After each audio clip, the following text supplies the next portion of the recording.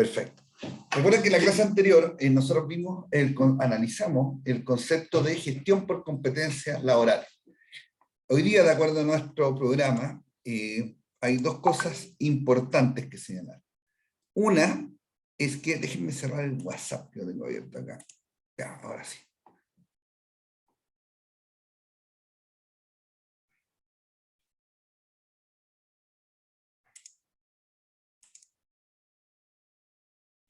Disculpen, ¿qué ven en pantalla? ¿Un PDF o la presentación? El PowerPoint, profe. Ah, perdone. Era el PowerPoint, pero ya no. Ya no. Ya, ahora sí.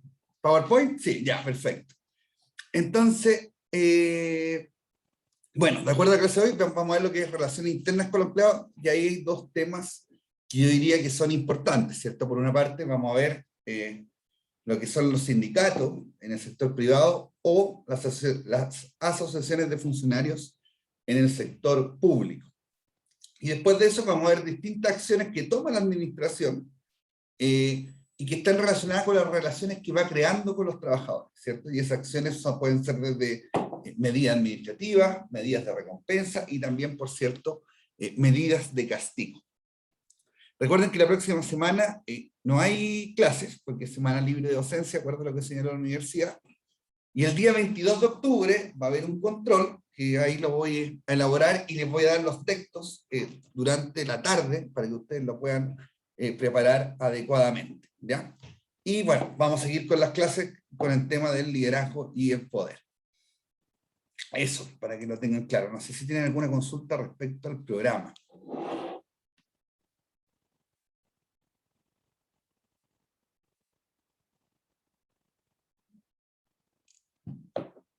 Ya, entiendo que no. Entonces, bueno, vamos a decir en términos bien simples que las relaciones... Hay una pregunta en el chat. Todo claro, ya vamos a ver, gracias. Dice, actividades de la Administración de Recursos Humanos relacionadas con el movimiento de los empleados dentro de la organización. O sea, lo que nos está diciendo esta definición, lo que nos está contando, es que los empleados tienen cierta movilidad dentro de la organización, ¿cierto? Y si uno lo logra pensar, se da cuenta que en una organización, por ejemplo, hay transferencias, hay promociones, hay gente que ingresa, gente que sale por distintas razones. Las personas pueden salir por un castigo, pueden salir por una renuncia, etc.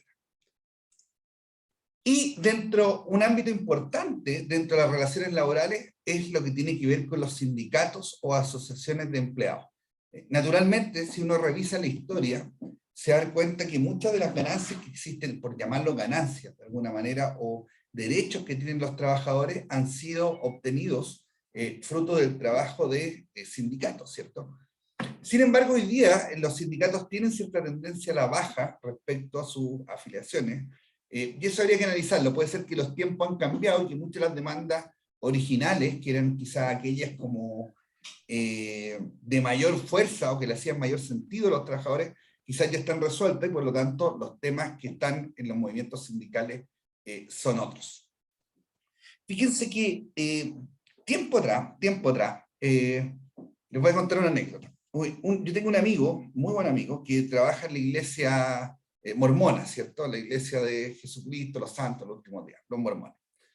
Fíjense que ellos tienen como iglesia, tienen una estructura bien profesional, o sea, tienen departamentos, tienen gerentes, las personas tienen remuneraciones de mercado, era todo un mundo que yo no conocía.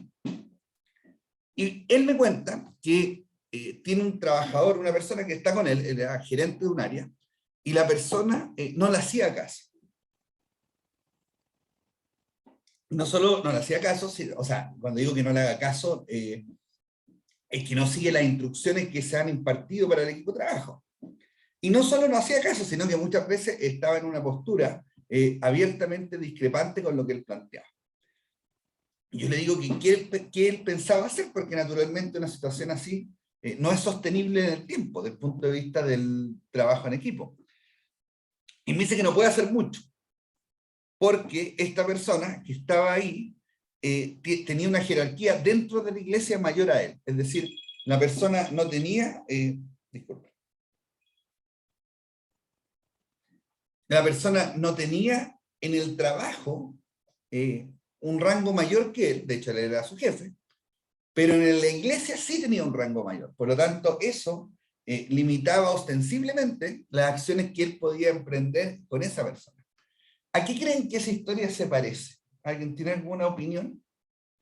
¿Dónde más podrá pasar eso?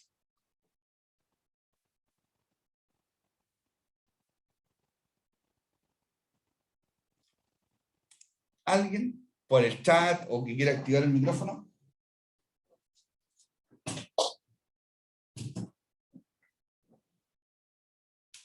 Ya, tampoco participativo hoy día. Ya, díganme, ¿alguien?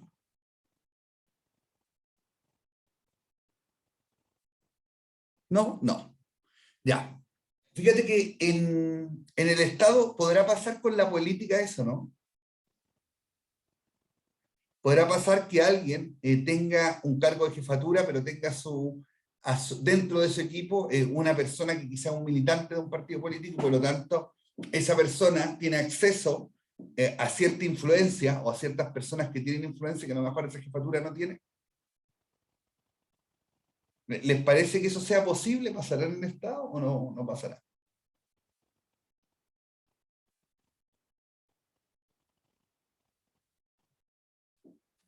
Pero, ¿a qué se refiere?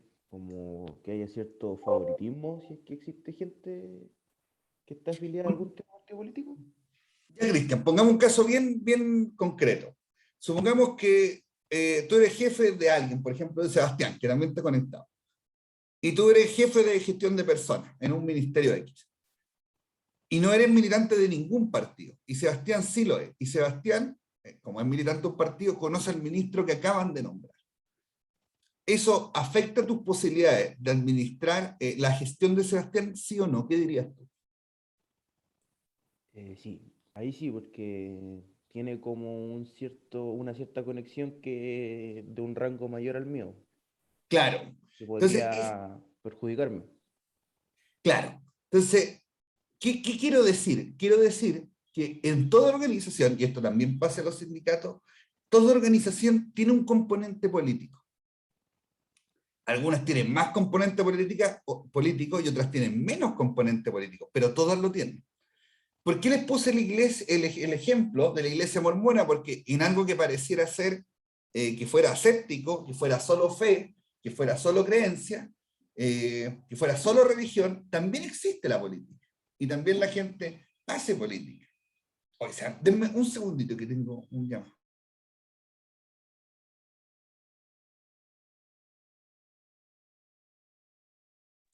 Ya, perdón, que tengo varios llamados, no sé por qué.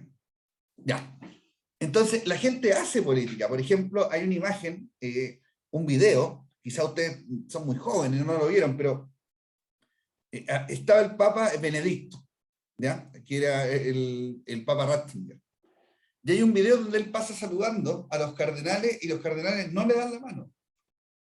Y no le dan la mano por algo religioso o por algo político. Y evidentemente lo que ocurre ahí es que, bueno, el cardenal Ratzinger tomó varias medidas para restringir ciertas cosas que pasaban dentro de la Iglesia Católica. Era un papa bien ortodoxo, si uno lo quisiera clasificar de alguna manera. Y eso que tuvo como consecuencia que varios en el fondo se desenmarcaran de esa gestión que estaba haciendo el Papa que es la máxima autoridad eclesiástica. Entonces, si hay un ambiente que es político también, fuera del mundo político partidista, también en la iglesia, ¿cierto? Uno no puede no pensar que la iglesia también tiene un componente político. Y en general, donde las personas luchan por acceder a cierta influencia o a ciertas posiciones de poder, nosotros vamos a ver que se desplieguen acciones políticas. Por lo tanto, toda organización tiene un componente político. Y eso, esa frase o esa situación, nosotros no podemos obviarla a la hora de analizar lo que son los sindicatos o las asociaciones de funcionarios. ¿Por qué? Porque estas entidades también tienen un componente político. También a ustedes, y me incluyo en eso ustedes, a mí, va a ocurrir una situación que es bien paradójica. En general, no, quizás no todas las personas que están ahora conectadas, pero uno tiene simpatía con el movimiento sindical o con los movimientos de asociaciones de funcionarios. ¿Y por qué uno tiene simpatía? Por una situación bien simple, que es que estos movimientos, de cierta manera, luchan por el más desvalido, ¿cierto? En la relación laboral. La relación laboral es asimétrica, y esa asimetría, en general, está en desmedro del trabajador. Y por lo tanto, uno es proclive a guardar siempre cierta simpatía con este movimiento. Ahora, ustedes como administradores públicos, lo más probable es que ustedes estén al lado de la mesa más del empleador que de la asociación de funcionarios. Y eso también es algo que va a ocurrir. Entonces, también van a mirar el movimiento de las asociaciones de funcionarios o de los sindicatos desde otro prisma, ¿cierto? Desde el prisma de aquel que recibe demanda.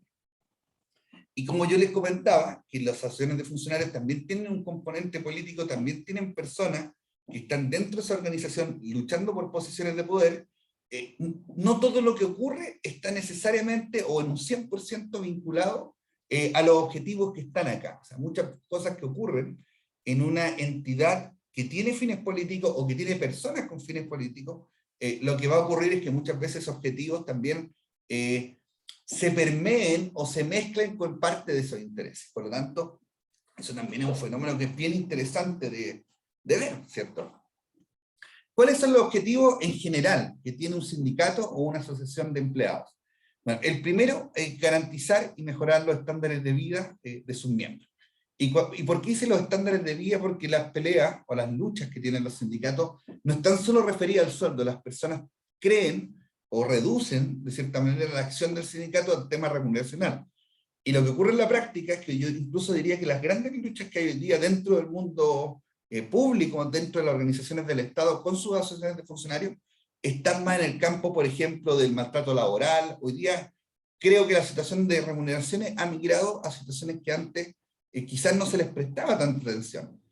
Y cuando digo que quizás no se les prestaba tanta atención, hay cierto fundamento para decirlo. Por ejemplo, los códigos de buenas prácticas laborales, los reglamentos o las maneras, ¿cierto?, de hacer denuncias de acoso sexual o acoso laboral, son temas de corta data en el Estado, no son temas que vengan de hace 30 años, son temas que algunos tienen menos de 10 años. Por lo tanto, son temas que han ido apareciendo fruto de los cambios de paradigma que nosotros hemos experimentado dentro de la vida organizacional. Entonces, esta palabra, que garantizar y mejorar los estándares, esta frase, que garantizar y mejorar los estándares de vida de sus miembros, es amplia, ¿cierto? Es amplia y busca no solo el bienestar material, sino que también el bienestar personal, el bienestar integral de la persona que pertenece a una organización. Otro punto es mejorar las condiciones de seguridad laboral de sus miembros. Y una de las grandes luchas, ¿cierto?, que tienen también o demandas que tienen los sindicatos, es que no ocurran situaciones arbitrarias y esas situaciones arbitrarias estén asociadas a despidos, por ejemplo, a despidos que no estén válidamente justificados.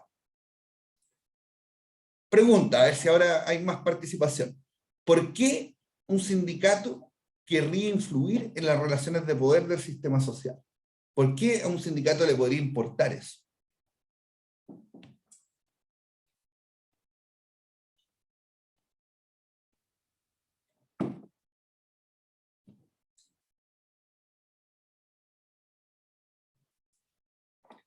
En el chat hay algo. Claro, Sebastián me dice, recibir más apoyo en sus demandas. Puede ser un punto.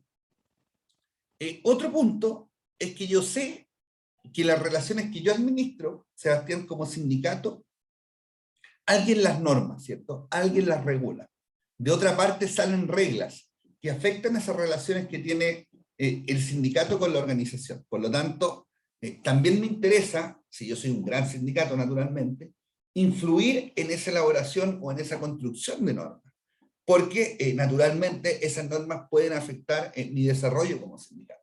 Por lo tanto, una de las cosas que también le importa a los sindicatos es poder influir particularmente en el ámbito, yo diría, a escala más política, ¿cierto? Que es donde se construyen las normas. Y fíjense que a los políticos también, a los partidos políticos les podría interesar los sindicatos, sobre todo los grandes sindicatos. Y cuando digo grandes sindicatos estoy hablando de las agrupaciones nacionales de sindicatos, estoy hablando de la Central Unitaria de Trabajadores, la CUT, y la Asociación Nacional de Empleados Fiscales, la ANEF. Entonces, Y si ustedes analizan la composición de estos grandes sindicatos, la ANEF y la CUT, se van a dar cuenta que sus miembros, la mayoría tienen militancia en un partido político. Cosa que ustedes lo revisen y se van a dar cuenta que la mayoría adscribe a un partido político. Por lo tanto, a los partidos políticos también les interesa estar en el sindicato, porque es una forma de tener presencia en un sector que es importante dentro del universo de votantes. O sea, la mayoría, yo diría que, por ejemplo, en Estados Unidos, el 30% de las personas pertenece a algún tipo de sindicato. Por lo tanto, es una manera también de llegar a una gran cantidad de votantes.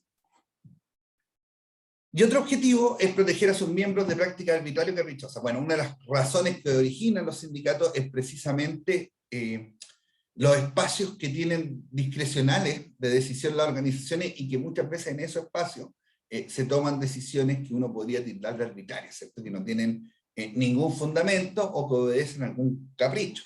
Y la típica decisión que uno caracteriza como esa decisión caprichosa es aquella en que un jefe, por ejemplo, le tiene mal a una persona y la castiga por ese hecho, ¿cierto? O sea, dentro de las relaciones humanas existe harto el favoritismo.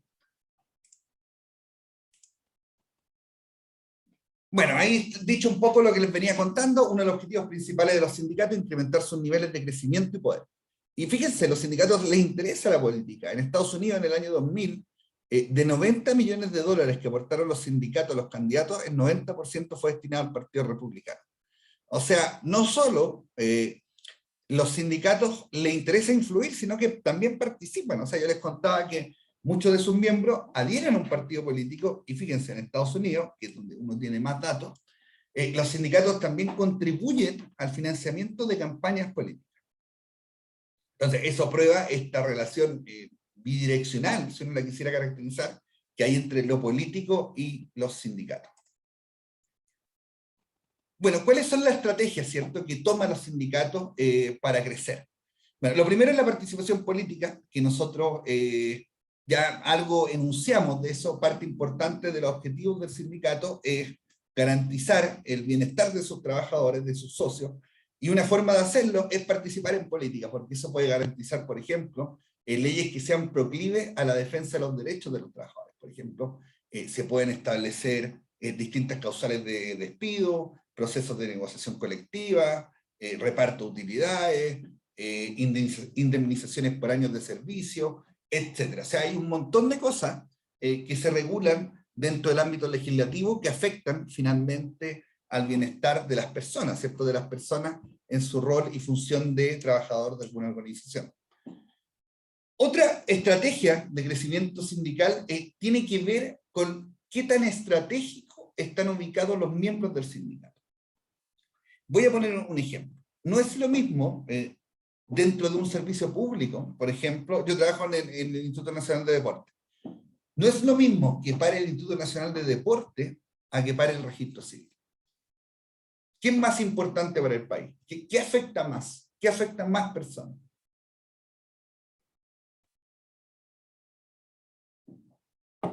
Va a afectar a más personas, naturalmente, el paro del registro civil, ¿cierto? Porque todas las personas están haciendo algún tipo de trámite, ¿cierto? Y esos trámites en general tienen que ver con bastante cosas de la vida cotidiana, tanto desde el mundo de los negocios, como también, por ejemplo, un pasaporte si quiero viajar al extranjero, el vencimiento de una cédula de identidad, etc.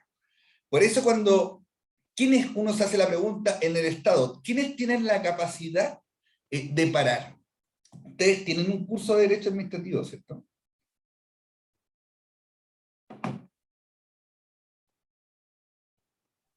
Lo tuvimos. Y ahí ven este tema, les explica las asociaciones de funcionarios, el derecho a huelga, ¿ven esas cosas?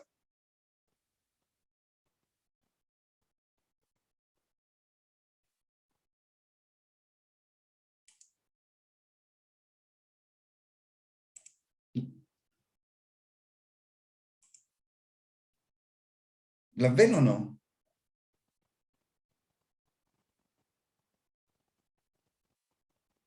Macarena, ¿está ahí? ¿Alguien que me ayude con la pregunta? Javiera, no sé. Cristian.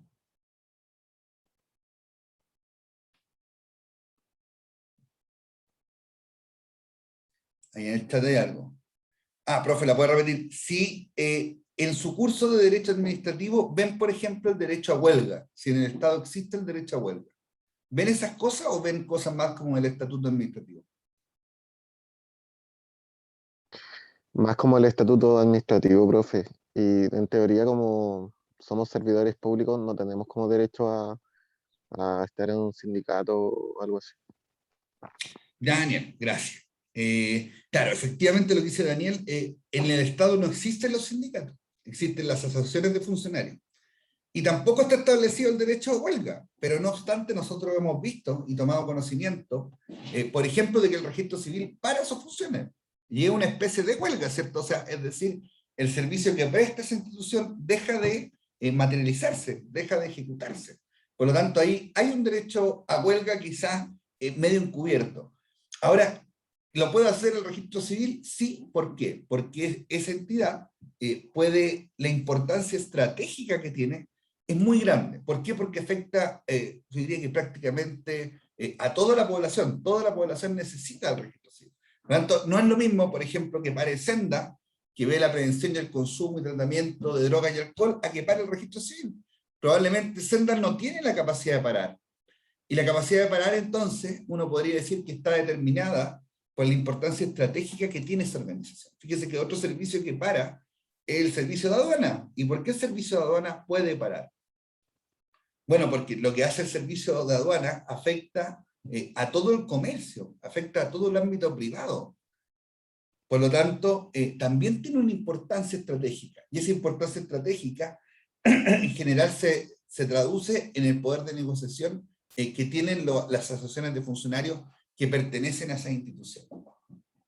Fíjense que cuando salió la ley de alta dirección pública, que nosotros la vimos en la primera parte de este curso, la ley de alta dirección pública estableció un premio de excelencia institucional.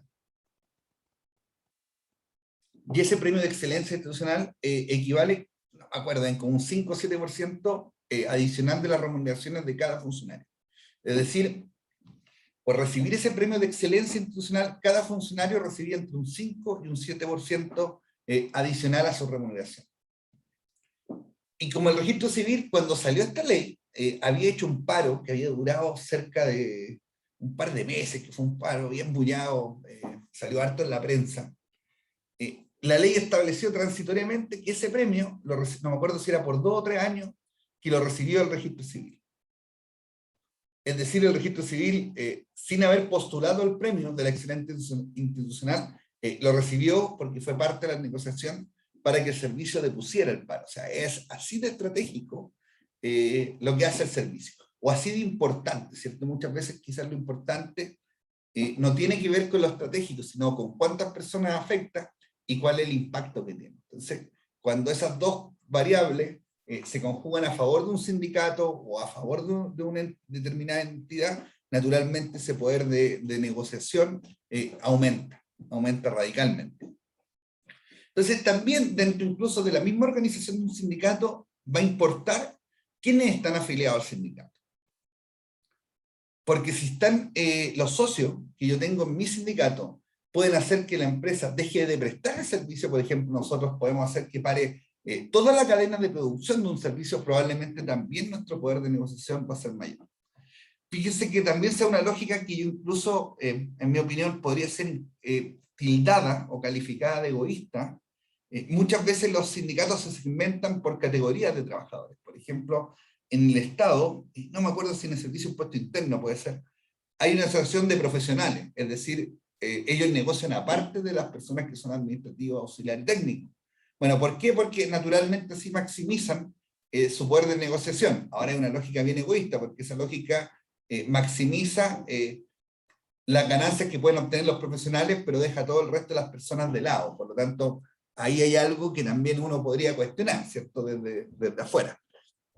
Pero también los sindicatos van tomando ese tipo de decisiones. Es decir, por ejemplo, a quiénes nos conviene afiliar, dónde deberíamos ir a afiliar personas, o qué tipo de organización deberíamos tener. Y en esa pregunta de qué tipo, nacen estos sindicatos, como por ejemplo las asociaciones de profesionales.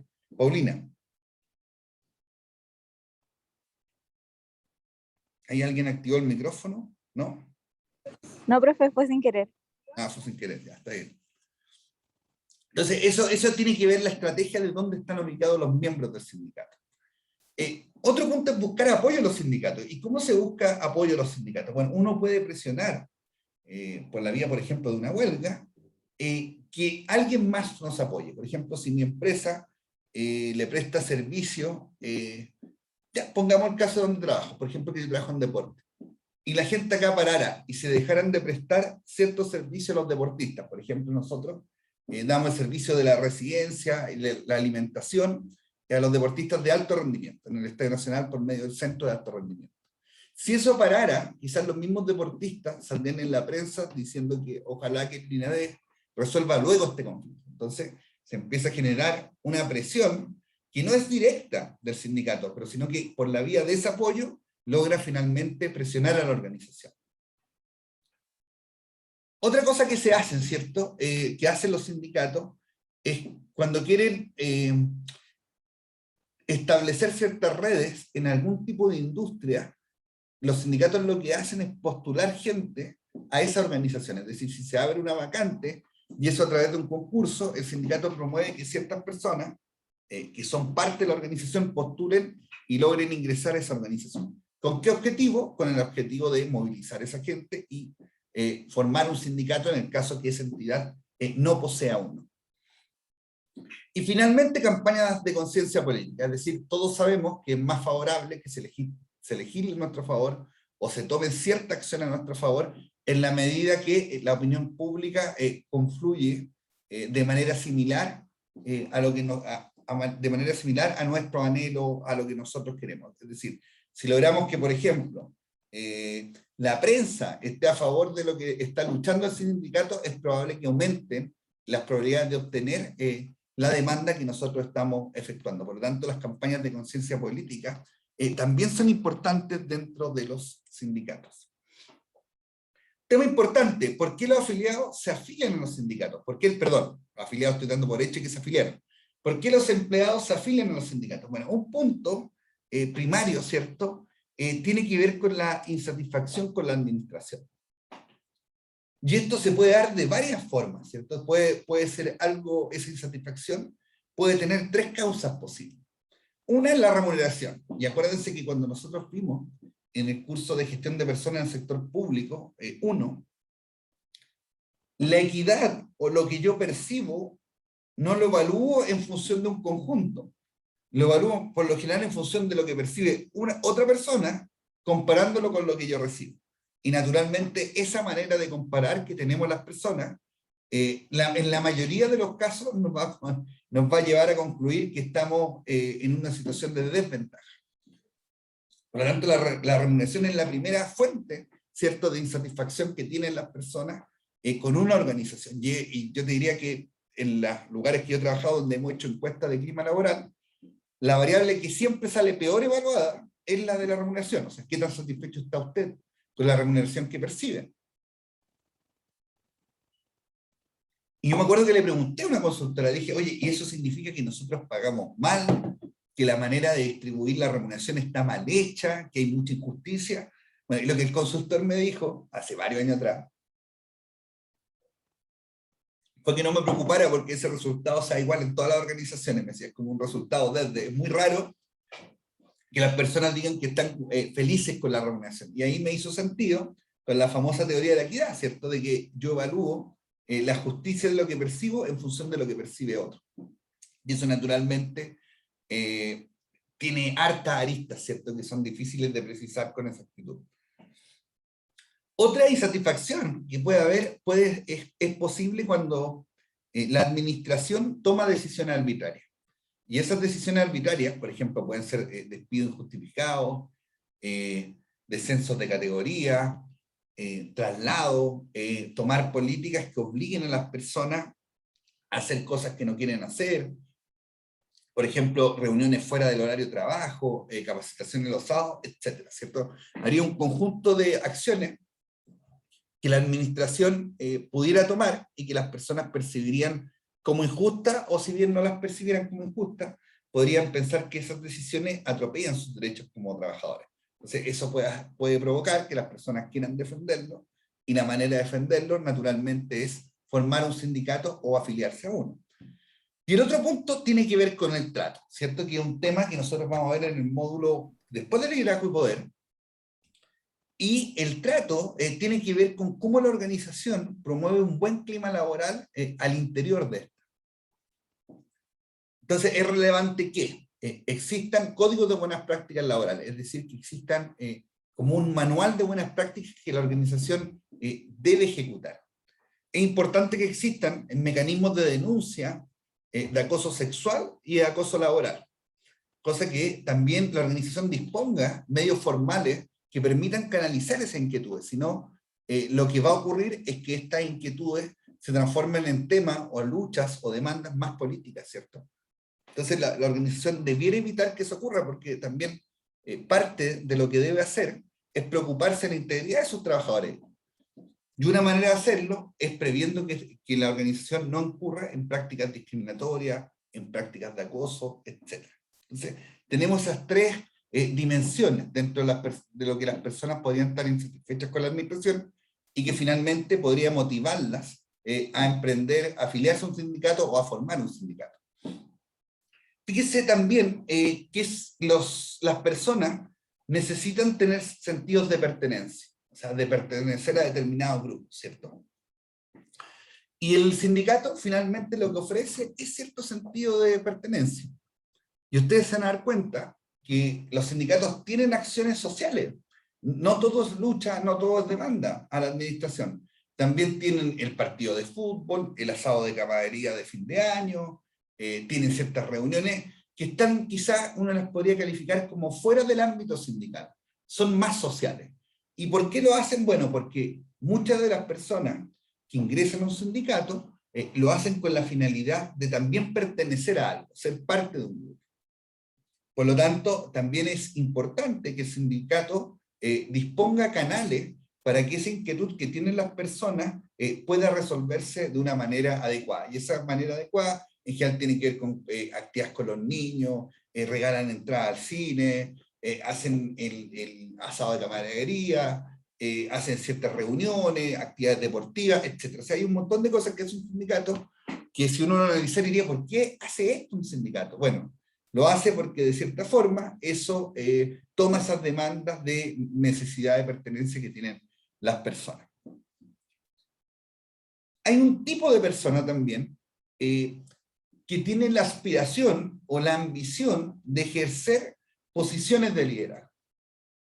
Y lógicamente, una de las primeras cosas, ¿cierto? Que a lo mejor si alguien tiene esa ambición de ser jefe o de guiar las acciones de un determinado grupo de personas, va a tratar de canalizarlas dentro de la estructura formal de la organización.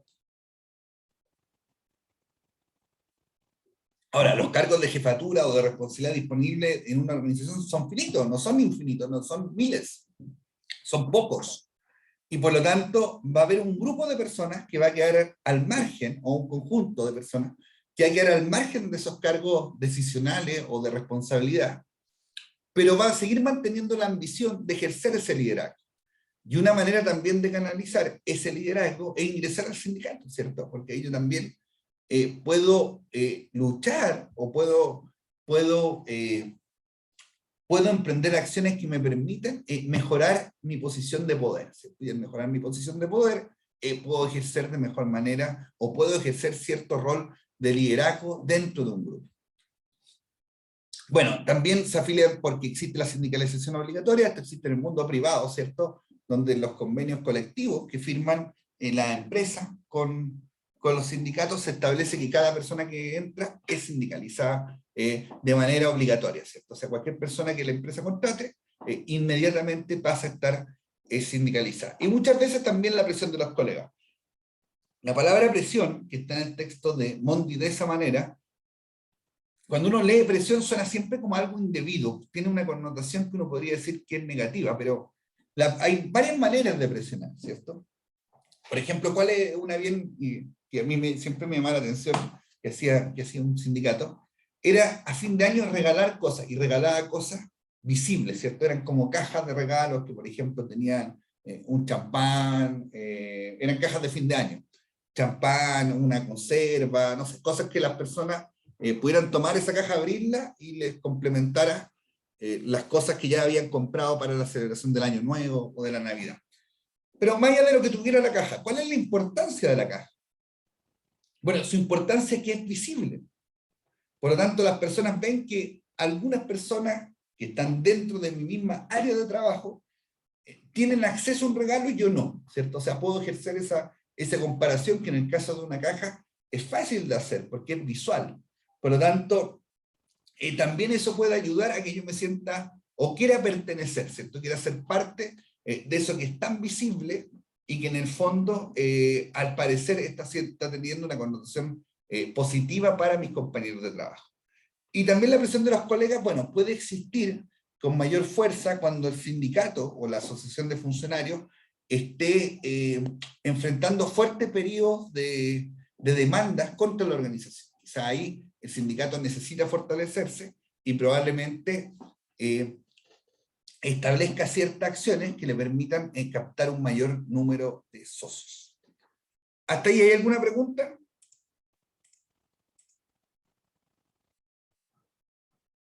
Ya. ¿Cuáles son las estructuras de los sindicatos? Bueno, tenemos sindicatos locales que naturalmente, como la palabra lo dice, ¿cierto? Tienen que ver o está asociado a una faena. Hay sindicatos nacionales que serían quizás la suma de esos sindicatos locales y finalmente llegamos a los grandes sindicatos, ¿cierto? Llegamos a la CUR, llegamos a la ANEF, llegamos a ese tipo de sindicatos que en el fondo son aglomeraciones de todos los sindicatos que existen. Fíjense que en el sistema público, el tema de los sindicatos, como bien mencionamos, se llaman asociaciones de funcionarios. Y esas asociaciones de funcionarios son regionales, son nacionales y finalmente uno tiene la ANEF. O sea, un esquema bien parecido al que existe dentro del mundo privado. Que también es peculiar dentro del servicio público, que en la mayoría de los servicios, yo diría en los servicios que tienen mayor antigüedad, existe más de una asociación de funcionarios. Por ejemplo, acá en el INADE hay 3 asociaciones de funcionarios. Yo trabajé también en la dirección de crédito prendario, habían 3 asociaciones de funcionarios. Entonces, también en general uno enfrenta, dentro de la realidad de la gestión, enfrenta a más de un sindicato, ¿cierto? O sea, tiene negociaciones, establece conversaciones, establece relaciones con más de un sindicato. O sea, ¿qué les quiero decir? Que igual la relación laboral que establece la administración con las asociaciones de funcionarios consume tiempo, demanda tiempo y consume también energía, ¿cierto? Porque uno tiene que establecer negociaciones con 3 tipos de asociaciones que muchas veces o en algunas ocasiones pueden tener demandas distintas. Dejemos hasta ahí esta primera parte y retomamos en 7 minutos a las 10:30. ¿Ya? Por 7 minutos nos desconectamos. El rol del dirigente de un sindicato también es complejo, ¿cierto? Y una de las complejidades que tiene ese rol es que debe responder varias demandas que son distintas. Por ejemplo, dentro del mundo de los afiliados a un sindicato, nosotros vamos a encontrar personas que son pro administración, o si bien no son proclives a la administración, le tienen algún grado de simpatía o de neutralidad, y personas que están en contra de la administración. Entonces, va a convivir con un grupo de personas en las cuales uno les dice, oye, no sean tan duros con la administración porque igual ellos no han favorecido de cierta forma, y va a haber otro grupo de personas que les va a pedir que endurezca posiciones frente a la administración. Por lo tanto, el dirigente tiene que ser capaz también de cierta forma de administrar ese tipo de demandas que a veces son diversas y saber cómo canalizarlo. Por eso el rol de dirigente también es complejo. Yo siempre digo que lo político no es necesariamente lógico, ¿cierto?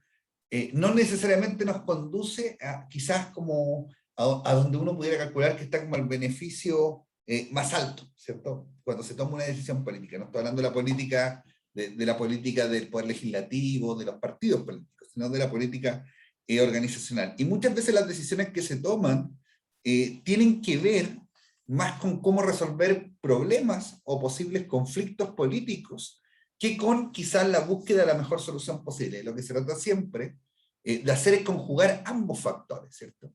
el dirigente trata de encauzar esta demanda que tiene de endurecerse con la administración o de ser más blando con la administración y trata de armar un esquema más o menos híbrido en el cual las dos personas o los dos tipos de personas se puedan sentir de cierta manera escuchadas y representadas. Y imaginen ustedes que la variedad de posiciones que dentro de una organización es muy amplia. O sea, uno puede ir consultando por temas y se va a encontrar con diversas posiciones según con cuántos temas uno consulte. Por lo tanto, integrar esa demanda o liderarla o representarlas también tiene esa complejidad. Y uno sentado como al otro lado del mesón, como parte de las personas que gestionan o administran una organización, también tiene que saber conocer esa realidad, porque uno puede percibir que muchas de las acciones que hace el sindicato, que hace la asociación de funcionarios, quizás para uno no son tan entendibles en primera instancia, pero uno tiene que también ser capaz de razonar y ver qué es lo que hay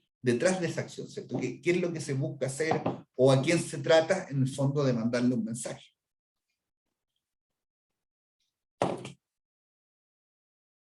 Después pasamos a un tema que son las relaciones internas con los empleados. Y acá también aparece el concepto de disciplina.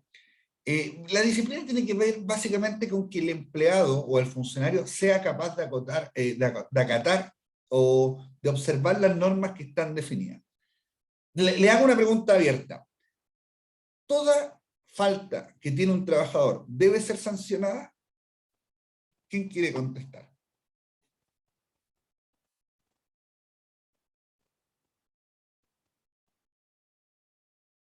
Hola, profe. Hola Fernanda, ¿cómo estáis? ¿Bien y usted? Bien, aquí estamos. Profe, yo creo que no. O sea, siento que que para que una empresa crezca tiene que tener más que una sanción, aprendizaje y retroalimentación para que funcionen las organizaciones. Eso. Ya, está. Te lo pregunto de otra manera. Tú eres jefa de un área X, ¿ya? Y descubres que un trabajador se llevó el computador para casa y lo vendió. ¿Eso tú mereces una sanción o no?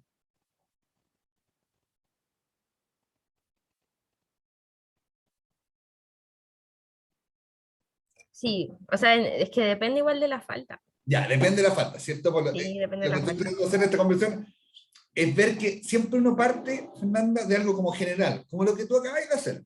De decir, no, yo creo que acá hay que establecer relaciones de confianza que permitan establecer una relación permanente en el tiempo, por decirte algo. Pero después cuando uno entra al detalle, cuando uno va como abriendo esa como caja de Pandora y va viendo las distintas cosas que salen, se dan cuenta que no todo es igual. Por lo tanto, que por ejemplo, tú llegues tarde una vez, no es lo mismo que llegues tarde 30 veces. No es lo mismo, ¿cierto? O que alguien llegue tarde a una reunión, no es lo mismo que alguien se lleve el computador y lo venda, ¿cierto? O no es lo mismo que alguien se agarra combo dentro de la oficina. O no es lo mismo que alguien llegue en estado de ebriedad a trabajar. No, no son cosas iguales. Por lo tanto, el tratamiento en términos de falta que tienen que tener deben ser distintos. ¿Hay algo en el chat? Yo lo echaría en separación, tener más radical. Mira, yo creo que yo también, o sea, yo creo que el límite para mí es la falta de la probidad. O sea, existen distintas cosas, Sebastián y Fernanda. Existen los errores, ¿cierto? Existen los errores. O sea, yo puedo hacer un informe y haberme equivocado en un cuadro, en una suma. Está bien, eso puede ocurrir, va a pasar y va a pasar siempre. Ahora, distinto es que yo siempre me equivoque en los informes que hago, o siempre los entregue tarde. Por lo tanto, cuando uno se pregunta si toda acción mal ejecutada por una persona tiene que ser sancionada, la primera pregunta es, yo creo que depende de la falta. ¿Ya? Ese es como, ya, pero eso también sigue siendo como amplio, ¿cierto? Disémoslo un poco. Mira, esta es una pregunta bien engañosa. ¿Toda conducta mal ejecutada debiera tener el mismo castigo? Por ejemplo, a igual conducta de dos personas, por ejemplo, las dos personas llegaron tarde 10 veces en el mes. Las 10 personas, perdón, las dos personas debieran tener el mismo castigo. ¿Qué creen?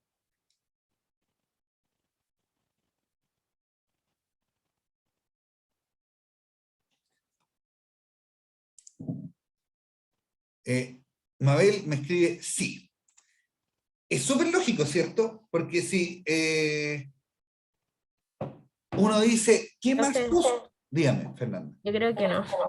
Ah, ya bien, porque a ver.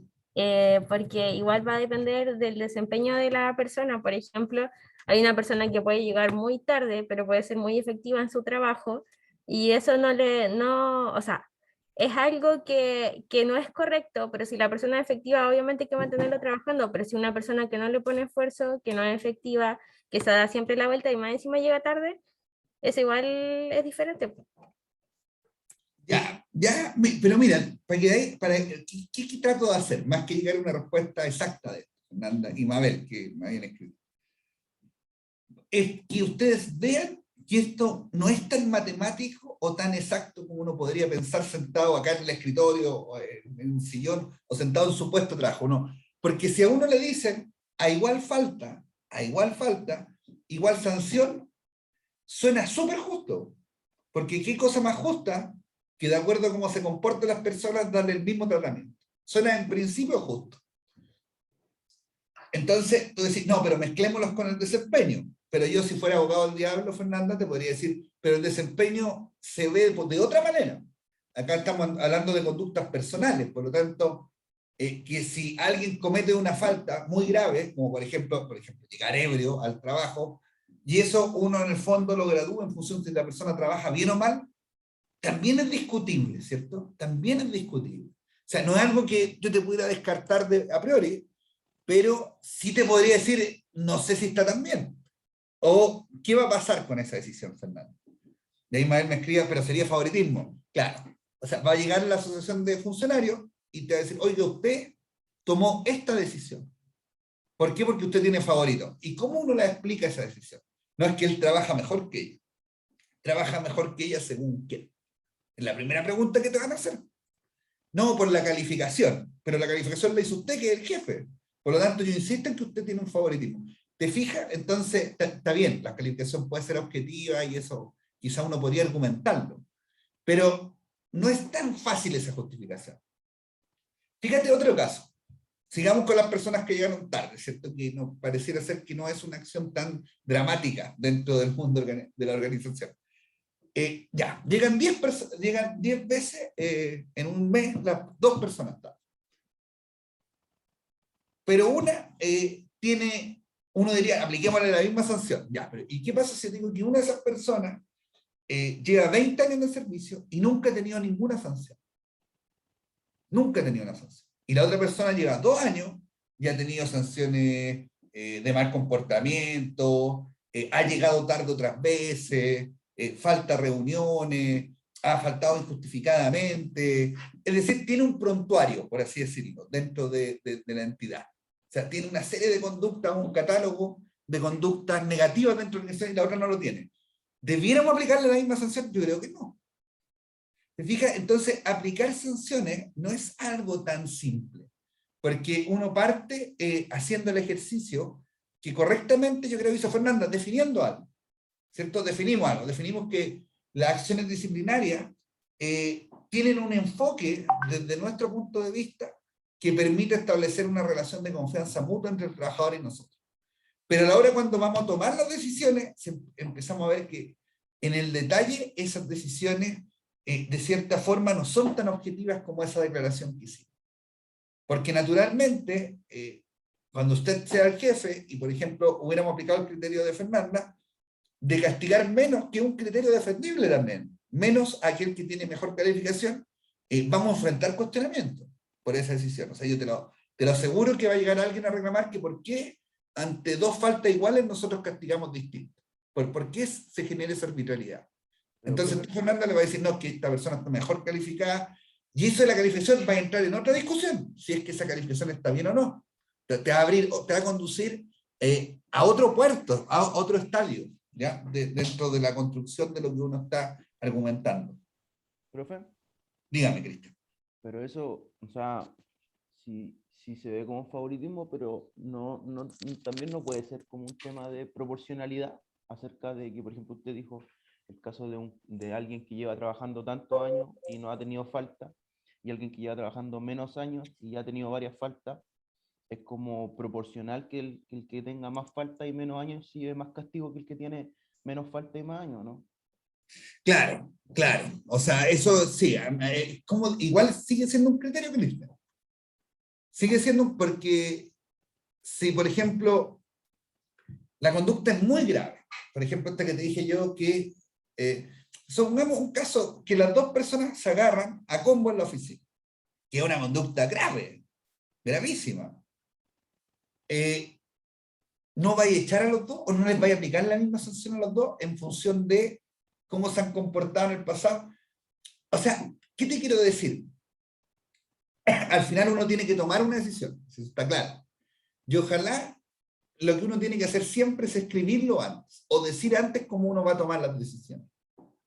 Porque si eso no está dicho, yo no he dicho qué es lo que yo espero, crece ese ámbito de percepción de arbitrariedad. Porque si yo antes dije, sin que haya pasado nada, que a las personas yo le iba a ponderar si hayan tenido falta o no, por ejemplo, en los últimos 2 años. Es más fácil justificar la decisión que tomé a que si no existe esa formalización de intenciones. No sé si me explico, Cristian.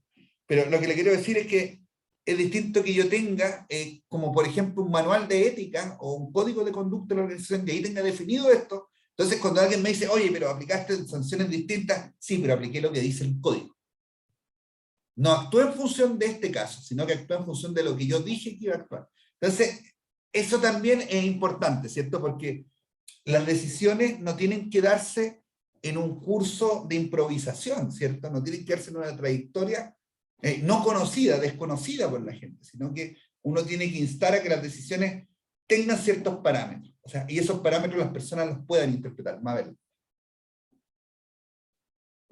Es que yo creo que depende también, o sea, por tema de equidad y igualdad, deberían todos tener la misma sanción, pero también depende del grado de falta que es.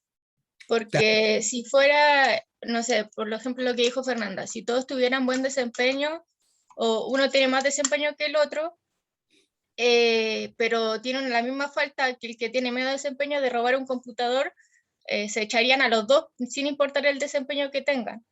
Pero si, ejemplo, un tema de que el que lleva muchos años trabajando y tiene una falta y que llegó tarde, al otro que tiene mucha falta y lleva menos, yo creo que ahí ya se vería la justificación de la persona de por qué llegó tarde.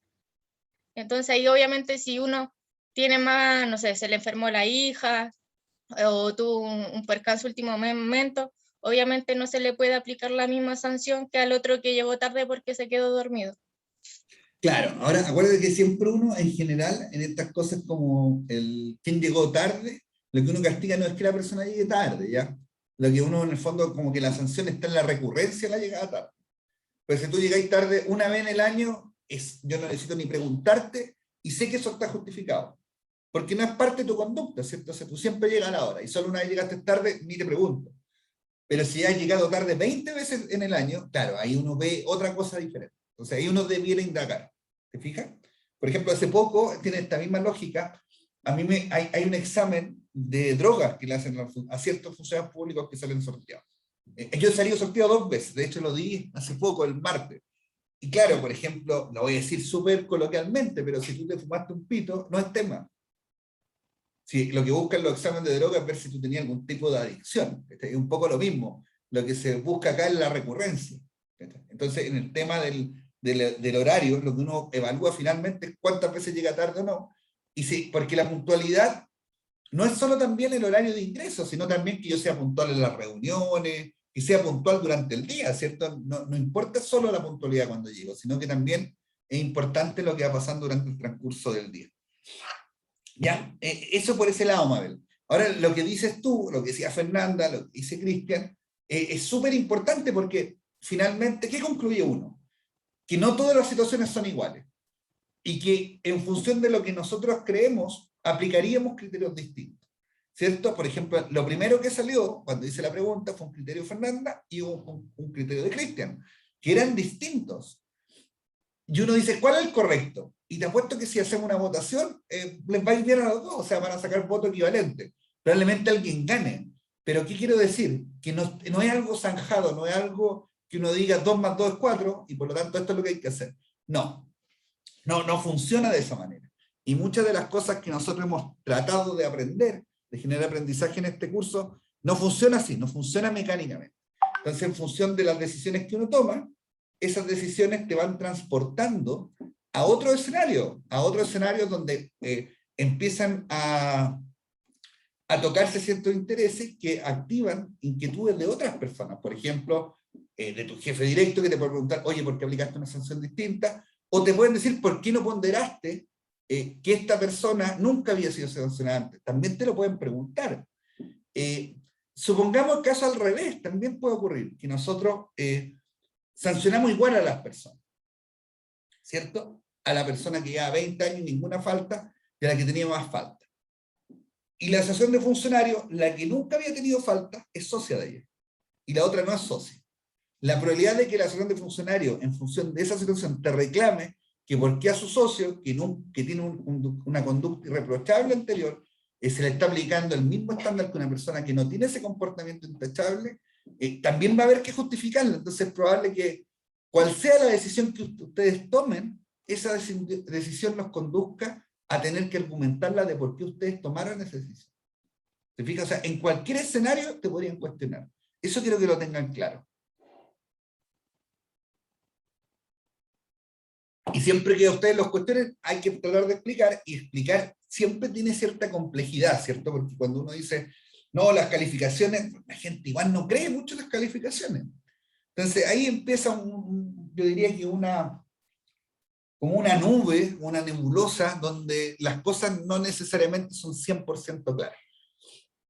Entonces, ¿qué hacemos? Bueno, lo primero que yo diría es que hay que definir antes lo que uno hace. ¿Por qué? Porque si yo digo antes, lo que voy a hacer, eliminé la arbitrariedad. Porque muchos de estos problemas tienen que ver con las personas, ¿cierto? Usted castigó a esta persona de una manera incorrecta. Finalmente ese es el cuestionamiento.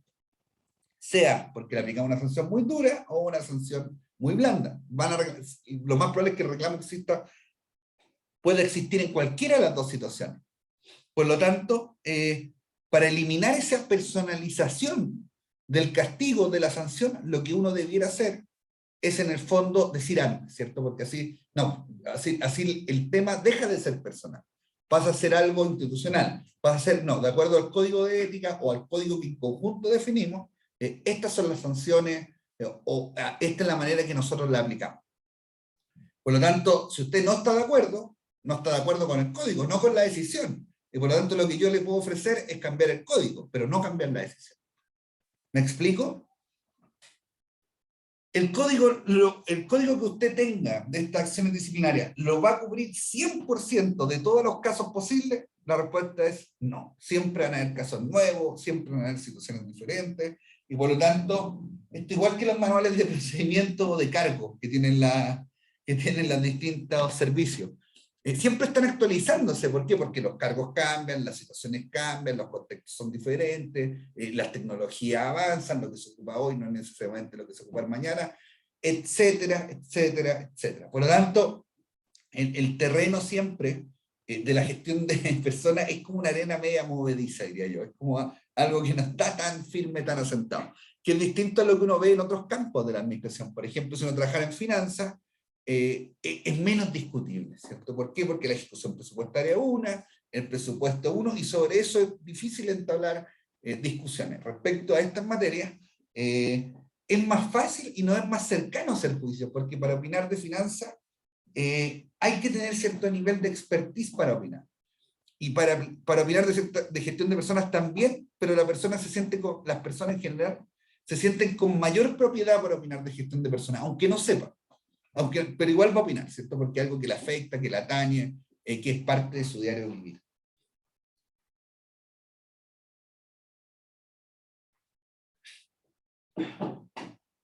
Entonces, ¿tienen que haber sanciones? Sí, ¿cierto? Porque hay conductas graves, ¿cierto? Hay conductas graves que nosotros tampoco podemos permitir. Y algo importante, que nosotros también señalamos en nuestro curso anterior, que siempre las sanciones son a las conductas y no a las personas. Que es lo mismo que cuando nosotros realizamos procesos de gestión del desempeño. La calificación del trabajo, como bien lo estoy diciendo, es al trabajo, no a la persona. Por lo tanto, es importante que nosotros siempre respetemos, por decirlo de alguna manera, el individuo, la persona que hay detrás, el ser humano. Y la manera de guardar ese debido respeto es precisamente establecer con claridad que lo que nosotros castiguemos o sancionemos va a estar relacionado con conducta, ¿cierto? No con qué es lo que la persona es, o cómo habla, o cómo se viste, etc. O sea, hay que eliminar cualquier sesgo de ese tipo.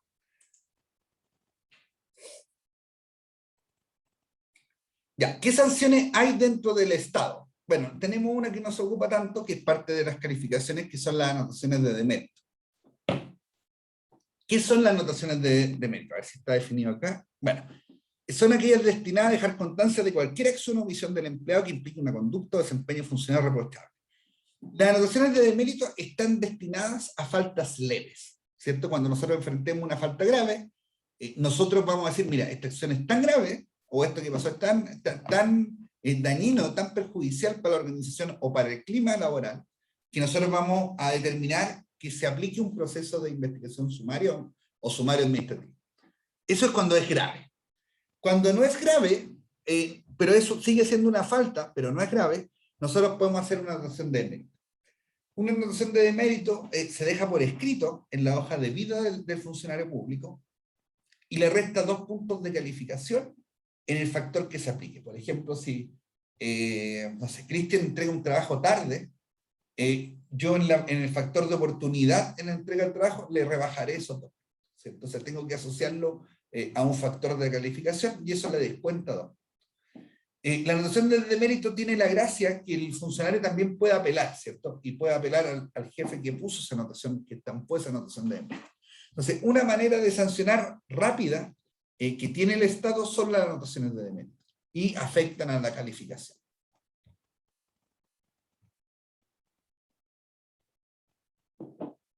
Si nosotros determinamos que las conductas observadas eran de mayor gravedad, nosotros vamos a incoar un proceso disciplinario, un sumario administrativo, una investigación sumaria. Y esos procesos disciplinarios pueden conducir a las siguientes sanciones, que son las que están expuestas en la diapositiva. Pero naturalmente un proceso disciplinario también puede sobreseer, ¿cierto?, a las distintas personas que están implicadas en la investigación. O sea, es decir, determinar que no había finalmente una responsabilidad. Pero si determinase que la hay, caeríamos en estas 4 sanciones, ¿cierto? La sanción de censura. ¿Qué es la censura? Bueno, la censura es una anotación de demérito, sí, tal cual como está escrita acá, pero tiene otro nombre, pero el efecto que tiene es el mismo. Es una anotación de demérito de 2 puntos en un factor determinado. Después tenemos la multa, ¿cierto? Y las multas están aplicadas a la remuneración y va de un 5 a un 20%. Y también, junto con la multa, va aparejada una anotación de demérito. Es decir, si yo tengo una multa que va de un 5 a un 10%, yo voy a tener una anotación de demérito de 2 puntos. Si la multa está entre el 10 y el 15%, la anotación de demérito es de 3 puntos. Y del 15 al 20%, yo voy a tener una anotación de demérito de 4 puntos. Si los hechos son más graves, yo finalmente podría ser suspendido del empleo, ¿cierto? Por 30 días y percibir una remuneración del 50%. Y si los hechos fueran extremadamente graves, finalmente podríamos llegar a la sanción más drástica que existe dentro del estatuto administrativo, que es la destitución. Si pregunta, a ver cómo está el derecho administrativo. Si yo soy destituido producto de un proceso administrativo, ¿puedo después trabajar en otro servicio público, no? ¿Saben eso? Por 5 años no parece, por lo que recuerdo. Bien, bien. Eso sí te dejan Pero- inhabilitado. Siempre y cuando te dejen inhabilitado, ¿o no? Ya, bien, interesante. Mira, Montserrat, y Fernanda, la destitución te deja inhabilitado. Ya, te deja, por sí. Y dura 5 años, y tú tienes que pedir que te rehabiliten. O sea, no es que pasan los 5 años y yo postulo un concurso y entro a trabajar. No, tengo que pedir una rehabilitación, que se firma por 3 ministros, no me acuerdo ahora cuáles son, ¿ya? Pero hay que elevar una solicitud para ser rehabilitado, y después que sea rehabilitado, puedo volver a ingresar al Estado. O sea, una sanción drástica, porque lo más probable es que yo no vuelva a trabajar en el Estado si fue destituido. Entonces, eso, el Estado tiene hecho su sistema de sanciones, ¿cierto? Y las tiene hechas así, o sea, algunas que van a la calificación y otras que tienen efectos sobre la calificación, sobre la remuneración y finalmente sobre la permanencia en el cargo. Entonces, estas son las reglas que tiene el Estado. Y es un proceso bien del Estado, ¿cierto? Bien de nuestro Estado, que todo es más o menos judicial o legal, hay mucha raigambre legal dentro de la gestión del Estado. Por lo tanto, más que aplicar sanciones o facultades que tenga la jefatura sobre el trabajador, estos procesos administrativos lo hace un fiscal, ¿cierto? Alguien independiente que probablemente ni siquiera pertenece al equipo de trabajo donde está la persona que está siendo investigada. Por lo tanto, un proceso como bien legal, y dentro de un sumario yo puedo apelar al jefe de servicio y finalmente puedo apelar a la Contraloría. ¿Qué uno observa? ¿Qué es lo que uno observa? Bueno, uno observa que las organizaciones tienen metas. Esas metas nos conducen a determinadas reglas. Y lo que debiera hacer la administración o la dirección de la organización es comunicar esas reglas, ¿cierto? Porque alguien por ahí mencionó el concepto de lo que es justo o lo que, no, o lo que es injusto. Bueno, y es injusto que a mí me evalúen o me castiguen por reglas que no conozco, ¿cierto? Por lo tanto, una de las cosas que debiera tener a la vista el trabajador son aquellas cosas por las que va a ser evaluado o por las que potencialmente podría ser sancionado si es que no las aplica de manera correcta. Por lo tanto, no solo hay que tener reglas, sino que también comunicarlas. Y una vez que nosotros comunicamos estas reglas, somos capaces de observar el desempeño, y cuando vemos el desempeño podemos determinar si ese desempeño se aplica a las reglas, se corresponde con las reglas que establecimos.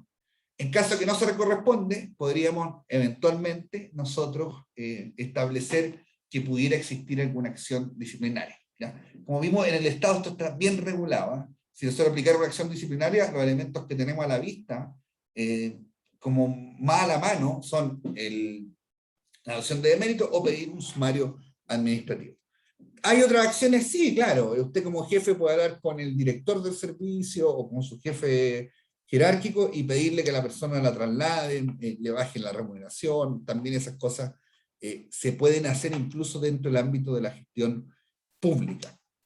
¿Qué es lo importante? Comunicar las reglas. Siempre digo que acá lo importante, antes de aplicar sanciones o de aplicar procesos disciplinarios, que las personas sepan a qué atenerse. Naturalmente, las reglas no abarcan todo.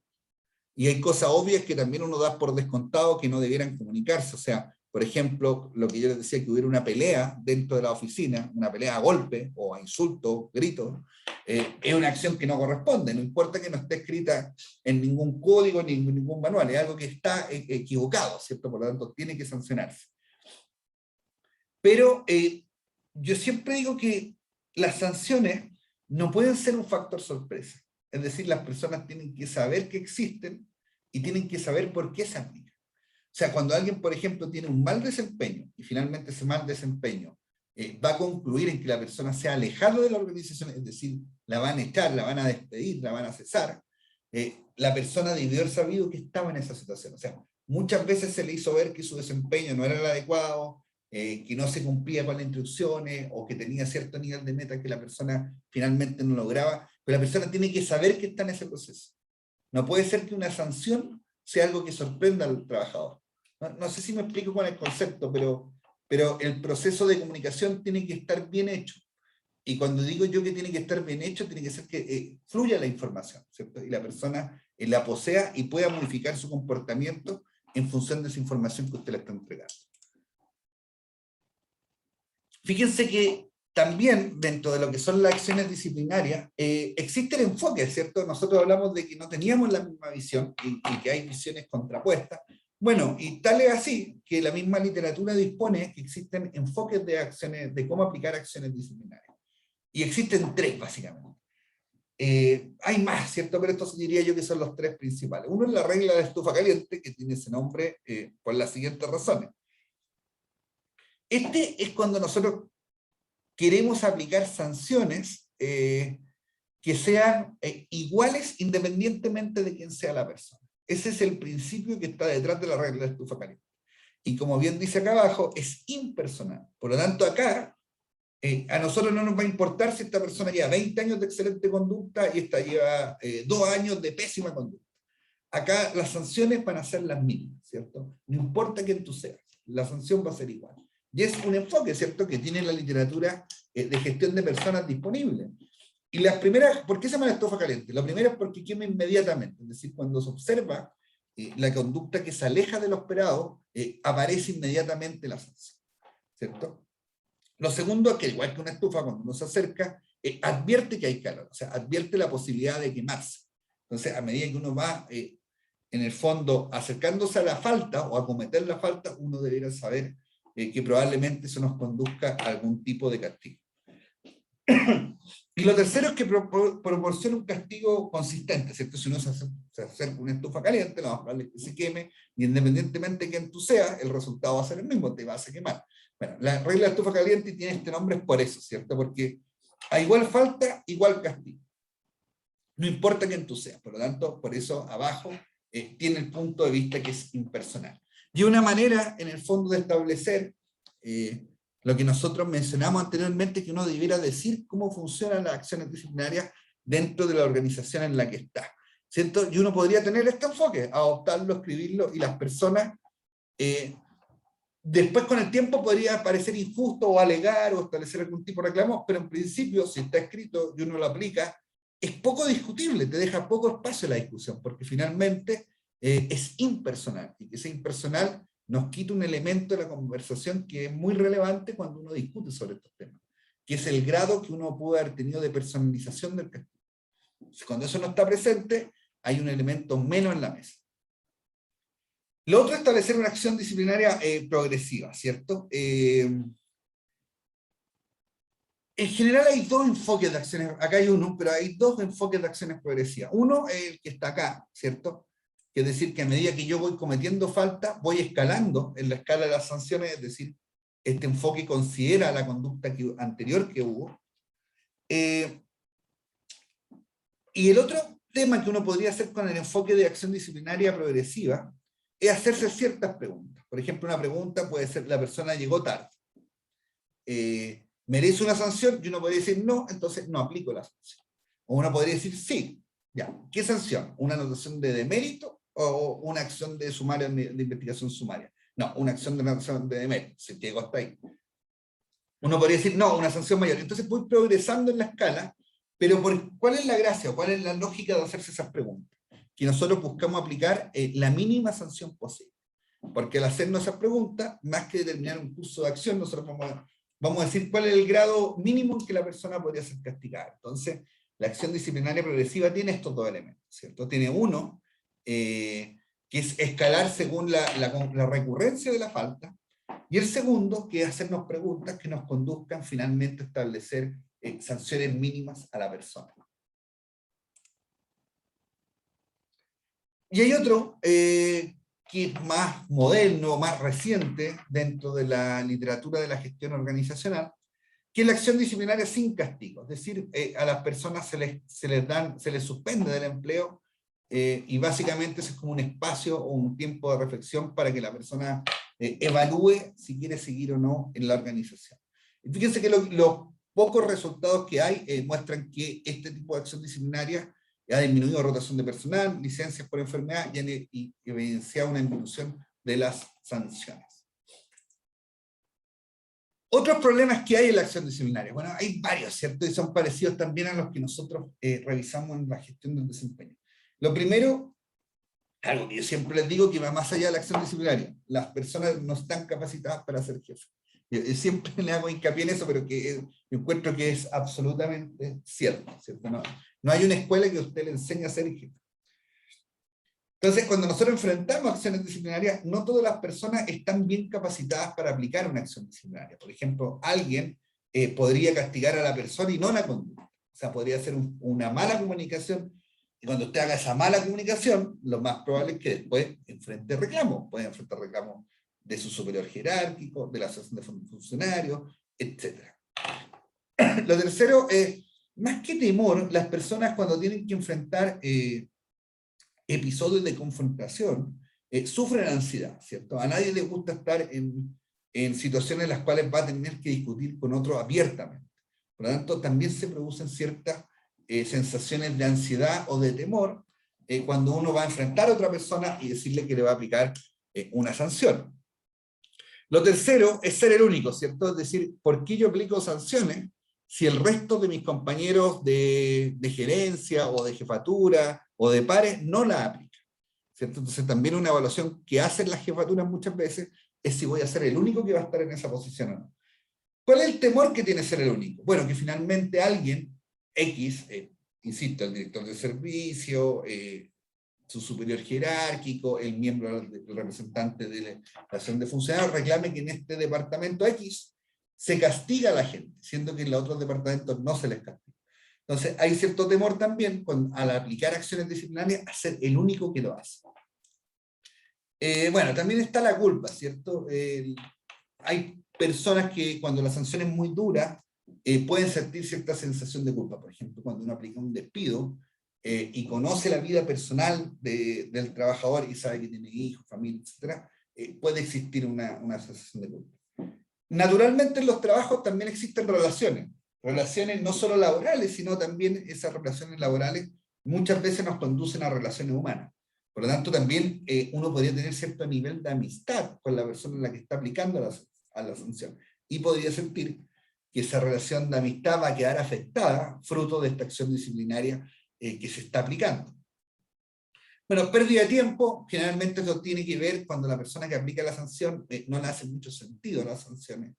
Tienen que ver, por ejemplo, hay sanciones por atraso, ¿cierto? Que algunos servicios públicos tienen definido que si una persona se atrasa tantas veces, es objeto de X medida. No a todas las personas eso le hace mucho sentido. Y lo otro es la racionalización, o sea, en el fondo es decir, ¿por qué castigo estas conductas? Es cuestionar, ¿cierto? Es reflexionar respecto a la sanción, pero quizás en exceso. Por eso la palabra es racionalización, o quizás debiera ser sobre-racionalización. Por ejemplo, podría ser la suma de todo lo que está arriba de esta frase, ¿cierto? ¿Por qué soy el único que la aplica? ¿Por qué si hay otras personas que se lo hacen no se les castiga? Yo también he cometido faltas similares y no recibí ninguna sanción. Es decir, podría ser múltiples cuestionamientos respecto a los procesos de acción disciplinaria. Entonces son problemas que existen dentro de la acción disciplinaria.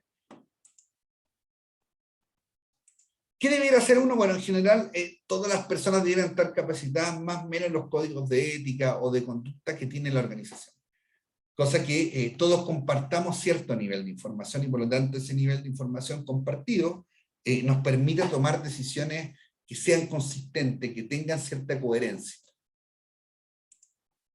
Hay otros movimientos, ¿cierto? Hay transferencia, hay promociones, hay renuncia, hay retiro.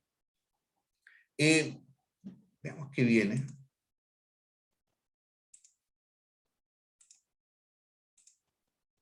Ya.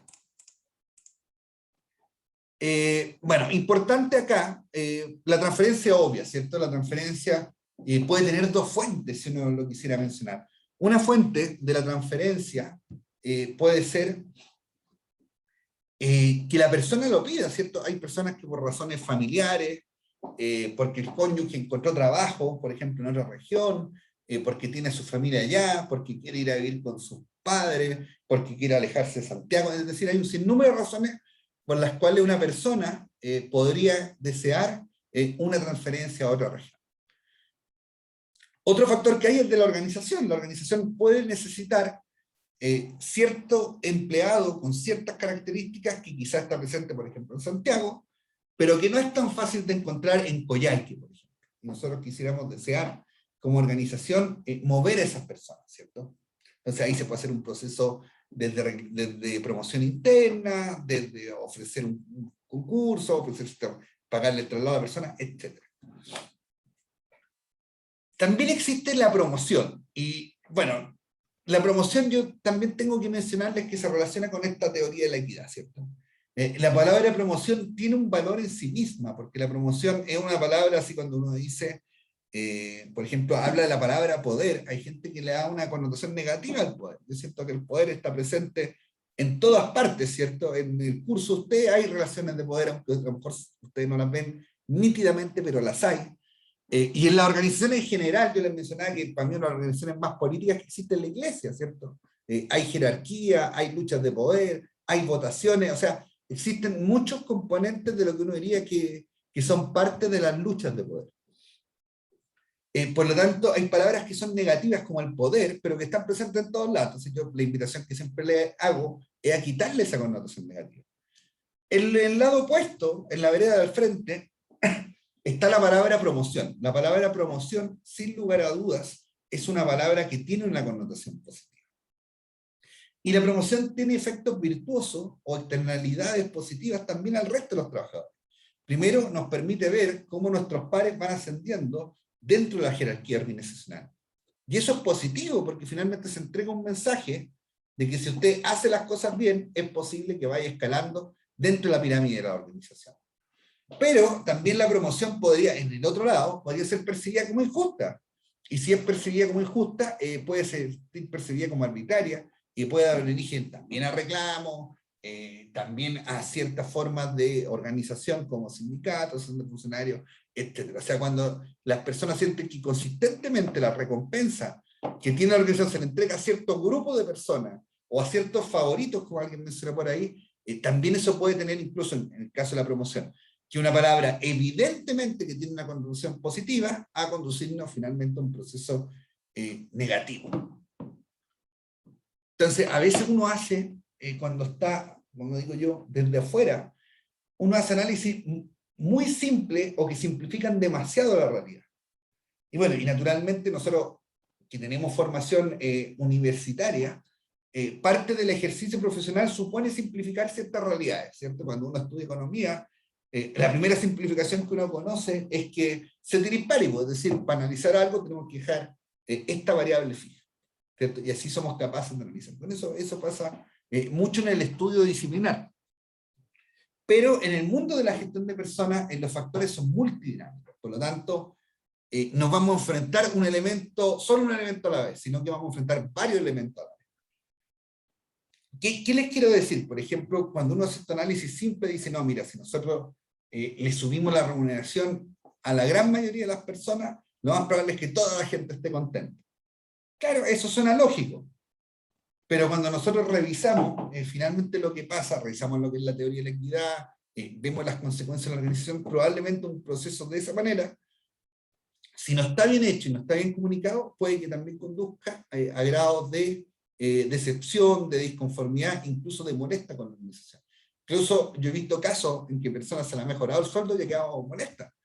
Y eso sí que es una mala noticia, o sea, tomar una decisión que tiene una connotación positiva y que finalmente termine siendo una mala noticia para la organización, es sin lugar a dudas algo que se debe haber hecho mal en alguna etapa del proceso. Renuncias, también dentro de los movimientos personales. ¿Qué es importante la renuncia? Tú puedes decir, ¿qué le interesa a uno la renuncia? Si finalmente la persona se está yendo. No es tan así, ¿ya? Uno debiera por lo menos saber por qué la gente se va de la organización. Es bueno preguntarse. Quizás no en todos los casos, pero si yo sé que la mayoría de la gente que renuncia viene del mismo departamento o de la misma área de trabajo, quizás yo estoy recibiendo una señal que debiera ser capaz de decodificar y averiguar qué es lo que hay detrás de esa renuncia. Y finalmente, para cerrar la clase de hoy, el despido, bueno, esto es importante, fíjense, los despidos se producen más fácilmente que en aquellas organizaciones que no están sindicalizadas. ¿Cuál es el área o el nivel jerárquico que tiene mayor rotación? Bueno, siempre los ejecutivos, ¿cierto? ¿Por qué? Porque los ejecutivos obedecen a confianza, obedecen fuertemente a resultados. O sea, hay varios elementos que hacen que los ejecutivos sean los que presentan mayor rotación. Nosotros hemos visto también, por ejemplo, en el caso del Estado, que en los sistemas de alta dirección pública también hay harta rotación de altos directivos públicos fruto de los cambios de gobierno.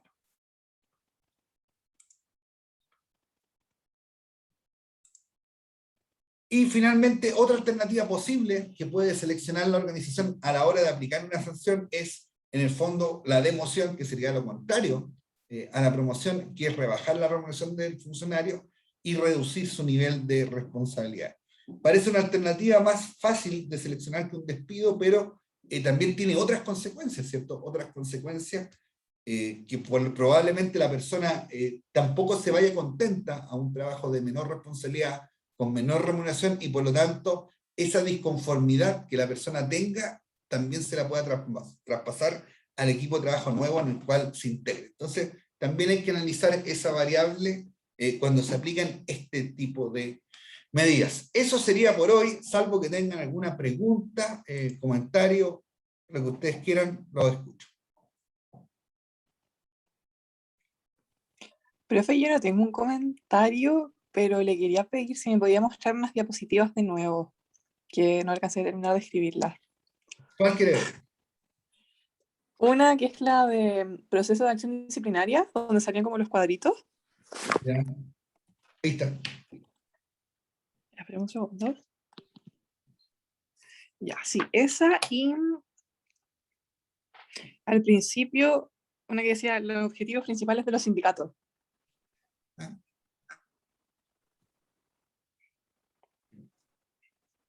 Ya, la siguiente. Profe, puede volver a la primera, es que alguien dice la primera diapo. Ah. ¿Esa?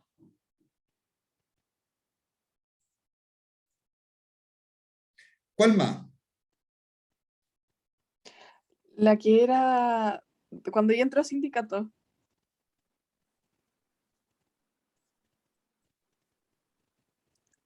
Esa, ya. Ya. Ya, muchas gracias, profe. Bueno, ningún problema. ¿Alguien más tiene alguna consulta? ¿Algo? ¿Comentario? Ya, entonces lo dejamos hasta aquí por el día de hoy.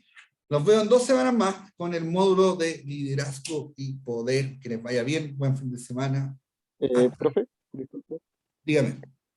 Bueno, no de la clase en sí, pero ¿dónde está subiendo el material? Es que yo me integré hace poco. Ah, mira, en Moodle están las clases. Ya está hasta la clase pasada que está subida. Las diapositivas las tengo que actualizar hoy, pero estaban subidas hasta como la mitad de esta clase. Y en la página de la intranet está la diapositiva, está el programa, y van a estar hoy día, más tardar mañana, las lecturas que tienen que ver para el control. Ya, perfecto. ¿Y cuándo el control, profe? En 2 semanas más. Si ustedes se fijan, siempre revisen en las diapositivas, la segunda de las diapositivas tiene el calendario del curso, que tiene lo que vamos a ver por día y cuándo son las evaluaciones. Entonces es importante que lo vean, porque ahí está como súper bien detallado qué es lo que vamos a hacer en cada clase. Ah, ya, perfecto, profe. Ya, Daniel. ¿Algo más, chiquillo? ¿Cualquier cosa que quieran saber? Ya, entonces nos vemos el 22. Ya, que les vaya muy bien. Hasta pronto.